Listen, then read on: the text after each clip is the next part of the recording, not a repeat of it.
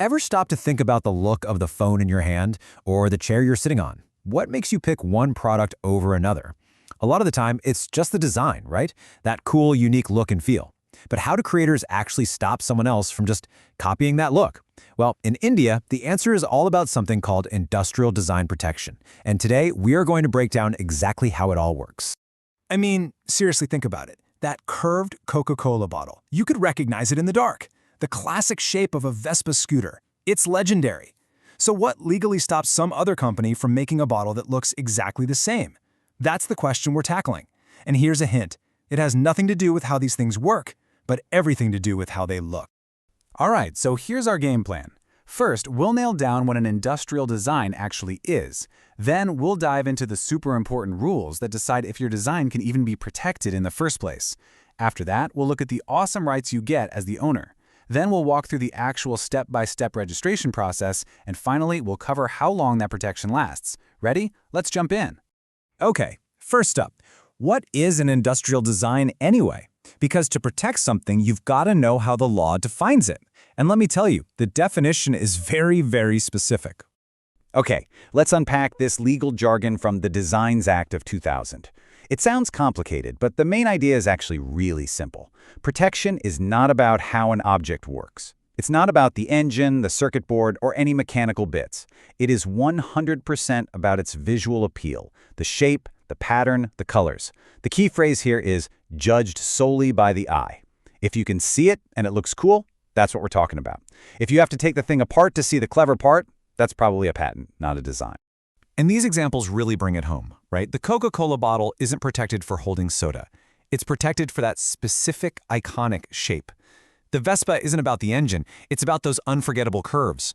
And the iPhone, it's that clean, simple rectangle. In every single one of these cases, the legal protection is for the look, the visual signature that's judged solely by the eye. So, we know what a design is, but here's the million-dollar question. Just because you made something that looks awesome, does that mean you can protect it? Well, not automatically. Your design has to pass a few key tests first. Let's run through this checklist. First, it's got to be novel or original. Simple enough. It can't be a copy. It needs to be genuinely new. Second, it can't have been previously published. And this is a big one. That means shown to the public anywhere in the world before you file. If it's already out there, it's too late. Third, it has to be significantly distinguishable. A tiny little tweak to an existing design isn't going to fly. It needs to be clearly different. And lastly, pretty obvious stuff. It can't be scandalous, obscene, or against public order. Now this is huge, because this is where a lot of people get confused. Let's talk about what a design is not. The way something is built or how it works, that's probably a patent. A simple mechanical gadget, again, probably a patent. A brand name or a logo, that's a trademark. A painting or a piece of sculpture, that's covered by copyright. You got to think of it like different lanes on a highway. Design law stays in its own specific lane. All right, so let's say you did it. You jump through all the hoops, your design is eligible, and you get it registered. Now what? What's the payoff? Well, this is where it gets really good.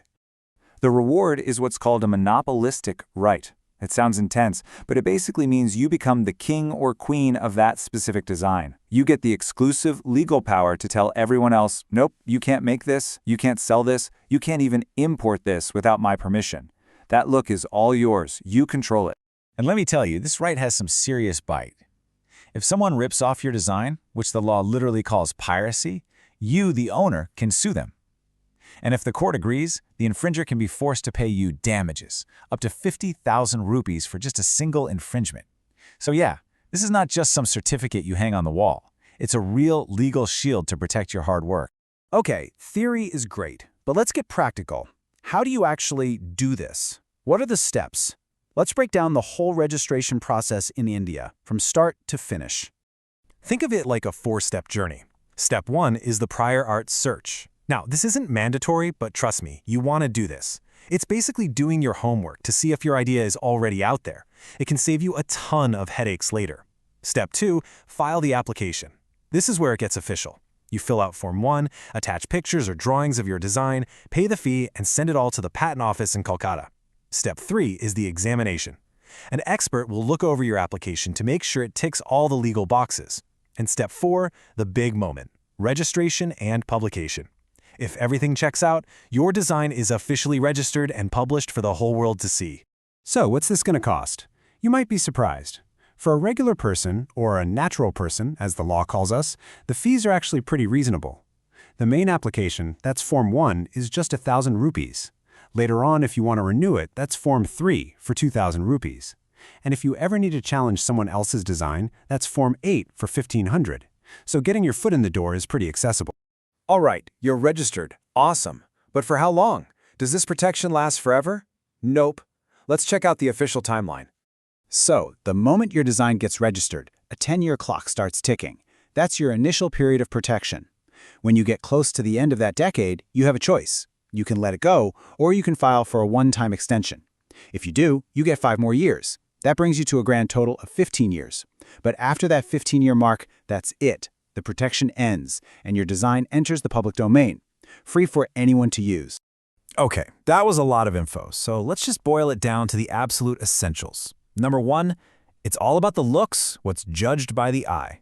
Number 2, new and original is the name of the game, can't be a copy. Number 3, registration gives you a legal monopoly over that look. Number 4, you get 10 years of protection with a possible top-up to 15. And number 5, you gotta follow the process to get the power. Simple as that. So I'm gonna leave you with a little challenge. Look around you right now. Your computer mouse, your lamp, your favorite water bottle. Now that you know the rules, start thinking like a designer and a lawyer. Which of those things do you think might be legally protected just for its unique look? Drop your best guess in the comments below. I'd love to see what you come up with. And that is a wrap on our explainer on industrial designs in India. Thank you so much for sticking with me and learning about this. Hey, if you found this guide helpful, do me a favor and hit that like button. It really helps. And make sure you subscribe so you don't miss our next explainer. And seriously, if you have any questions at all, the comments are the place to ask. I'll see you there.